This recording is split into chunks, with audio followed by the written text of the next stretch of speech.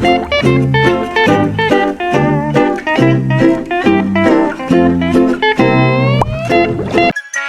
anak-anak, mari kita belajar siklus air bersama Ibu Guru.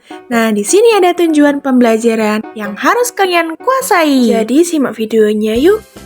Semua makhluk hidup, mulai dari manusia, hewan, hingga tumbuhan, pasti selalu membutuhkan air untuk bisa bertahan hidup. Kegunaan air untuk manusia, misalnya keperluan rumah tangga, pertanian, industri, dan digunakan untuk pembangkit listrik. Nah, anak-anak, pernah berpikir tidak, kenapa air di muka bumi ini tak akan pernah habis? Itu karena adanya siklus air. Siklus air itu apa? Siklus air ini terjadi melalui beberapa proses penting. Mulai dari proses penguapan, pengendapan, dan juga pengembunan. Nah, kali ini Ibu Guru akan memberikan penjelasan terkait proses terjadinya siklus air. Untuk mengetahuinya, simak informasi berikut ini yuk. Yang pertama, penguapan. Air di laut, sungai, dan danau menguap akibat panas dari sinar matahari. Proses penguapan ini sering disebut sebagai evaporasi.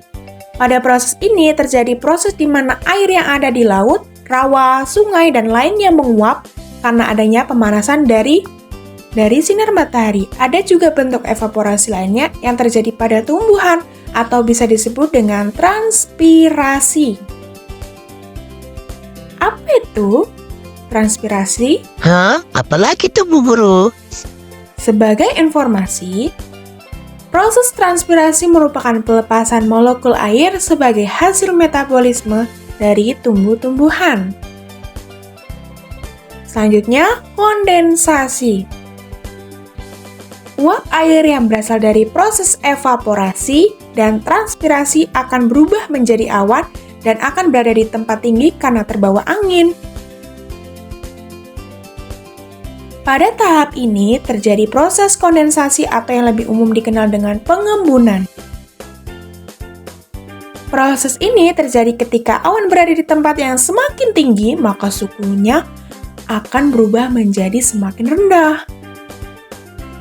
Nantinya awan akan mengalami pengembunan yang membentuk titik-titik air yang akan berubah menjadi awan. Yang ketiga, ada presipitasi.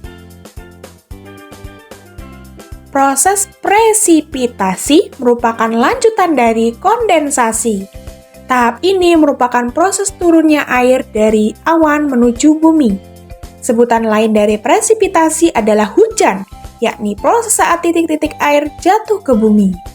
Presipitasi ini dapat terjadi akibat pendinginan dan penambahan uap air, sehingga air yang membentuk awan mencapai titik jenuh. Semakin banyak uap air yang terbentuk, maka tetesan air hujan yang turun pun akan semakin banyak juga. Ya anak-anak, air tidak hanya turun dalam bentuk hujan, tetapi juga salju.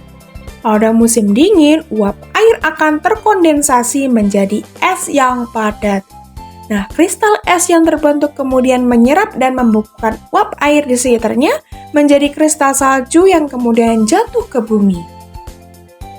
Yang keempat, infiltrasi. Infiltrasi. Proses terakhir yang terjadi dalam siklus air adalah proses infiltrasi. Tahap ini sering juga disebut dengan penyerapan. Air hujan yang turun akan jatuh ke permukaan bumi. Air hujan ini akan mengalir ke sungai, danau, laut, hingga samudra. Selain itu, air yang turun ke bumi lewat proses presipitasi ini juga akan terserap ke tanah, bahkan juga diserap oleh tumbuhan. Tanah yang tidak bisa menyerap air dengan baik bisa memicu terjadinya bencana alam seperti banjir, erosi, hingga tanah longsor. Mungkin itu penjelasan dari Ibu Guru, semoga bermanfaat.